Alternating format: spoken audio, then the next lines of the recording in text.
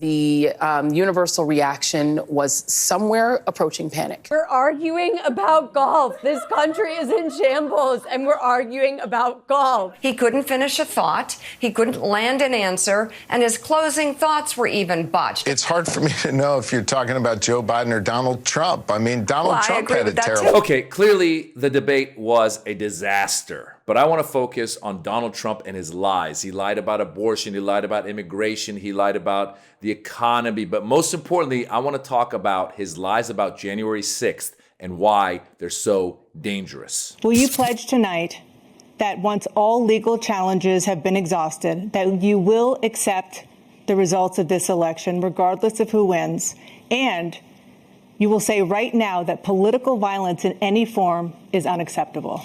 Well, I shouldn't have to say that, but of course I believe that. It's totally unacceptable. And if you would see my statements that I made on Twitter at the time, and also my statement that I made in the Rose Garden, you would say it's one of the strongest statements you've ever seen. One of the strongest statements we've ever seen? Let's watch. This was a fraudulent election, but we can't play into the hands of these people. We have to have peace. So go home. We love you. You're very special. You've seen what happens. You see the way others are treated that are so bad and so evil. I know how you feel. But go home and go home in peace. Go home. We love you. You're very special. Wow, that was a real firm condemnation of those people who attacked the Capitol that day. The truth is, he's been in bed with these people ever since, and he's been trying to protect them. Watch. But those J6 warriors, they were warriors, but they were really more than anything else. They're victims of what happened. All they were doing is protesting a rigged election. That's what they were doing. And then the police say, go in, go in, go in, go in. How about Scaffold Joe, the guy on the scaffold?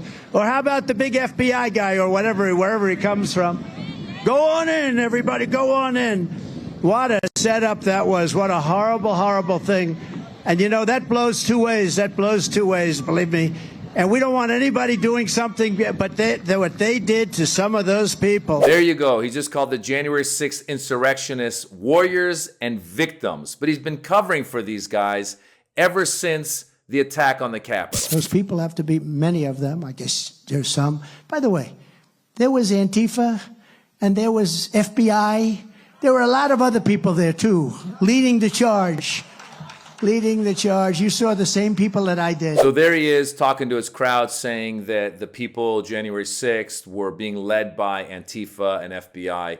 This is all very dangerous, especially now that the Supreme Court has come down and said for all intents and purposes, he's got immunity. For the most part, he's got immunity, and he will have it going into the election because the fact is they've sent it back down to the district court. By the time the district court comes back and tries to try Trump for his violations of January 6th, for conspiring to overthrow a democratically elected president, if Trump wins this next election, he can just completely get rid of this case, and he's king, and he's dictator, and we lose. America loses. So this is all dangerous. These lies that we saw during the debate, beyond Biden's being out of it, the lies that Trump kept spewing are dangerous, starting from the fact, like he was, I mean, we can go down the list. You can do a fact check. Let's Google his fact checks.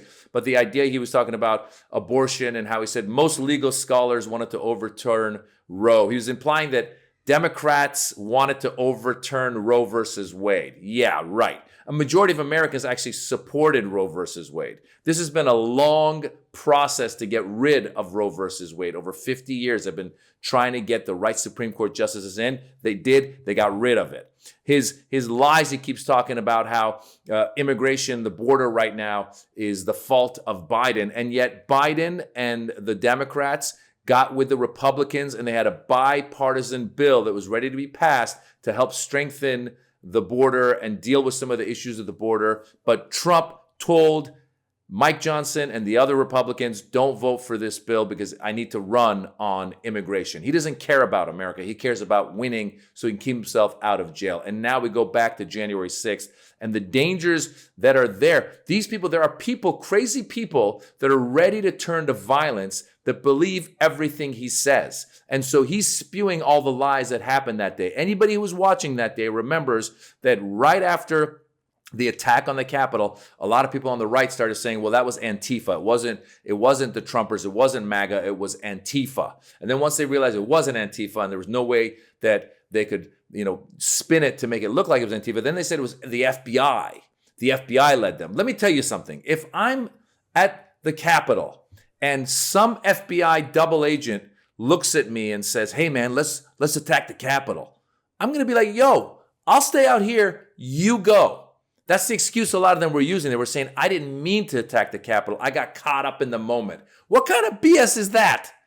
And yet they've tried to spin it and spin it and spin it. Originally, they called these people patriots. That day, if you go look at some of the tweets coming out of Trump camp, MAGA camp, they were saying, you guys are patriots, go home. You just saw in that clip. That was him being firm. We love you, go home. We love you, go home. We love you after you attacked the Capitol. If he were firm, he would have called in the military ASAP to arrest those people. And yet he sat there for a couple of hours just watching it happen on TV. Then he blamed Nancy Pelosi for not sending in the National Guard. That's not who sends in the National Guard. He sends in the National Guard. This guy is the biggest liar, but he's dangerous to America because he is ready to have his cuckoos and crazies attack again.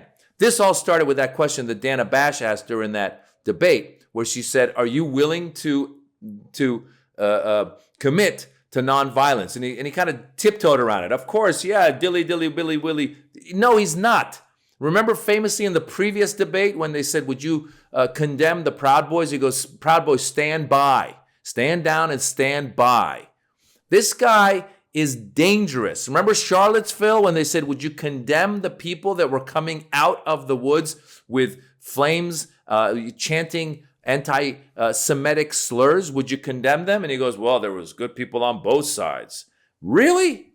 You can't condemn them? This guy is dangerous. No matter what you say and do, he's dangerous. And what's even worse is the Republican Party has now just put their heads down and fallen into line and let him get away with all this stuff because they want to maintain power. Because ultimately they know that if there really were democratic elections where people were given the facts as to what the Democratic Party is doing for them and what the Republican Party is doing for them, most people would vote in the Democratic Party and the Republicans would never win again. Donald Trump said that himself. He said, if we have these mail-in ballots, if we make it easier to vote, Republicans will never win again. And if Republicans never win again, that means that big corporations won't be able to pay less taxes. It means that there will be more regulation on the climate to keep the climate cleaner. There will be more rights for people in the lower classes. Maybe there will be a building of the lower classes. If you look at what's actually happened during the Biden administration, some really good things have happened. The infrastructure bill has passed that's bringing jobs to America. The costs of a lot of healthcare stuff has gone down. He has tried to forgive student debt to help people coming out of colleges actually get their lives together. So he's been trying to do certain things, and yet Republicans keep knocking him down. Tried to pass some gun control laws, tried to make America safer, and yet the Republicans don't want it because they want deregulation. So they are willing and ready to put Donald Trump in power. They've got something called Project 2025. I want you to look it up. Just go ahead, look up Project 2025. They want to, when Donald Trump wins, they want to put in their own loyalists into government positions so that Trump can do whatever he wants. And we've seen, you don't need any other proof than what just happened with the Supreme Court. They put in enough people in the Supreme Court who have radical ideas, your Clarence Thomases, Samuel Alito's, Kavanaugh, Gorsuch, all those guys, Amy Coney Barrett, who have now agreed to give Donald Trump presidential immunity for the most part, even Chief Justice Roberts. So it's a scary time. Everyone should be on fire alert. This is a five fire, whatever they call it, 5-alarm fire, and you need to vote. And I don't care how bumbling Joe Biden was that day.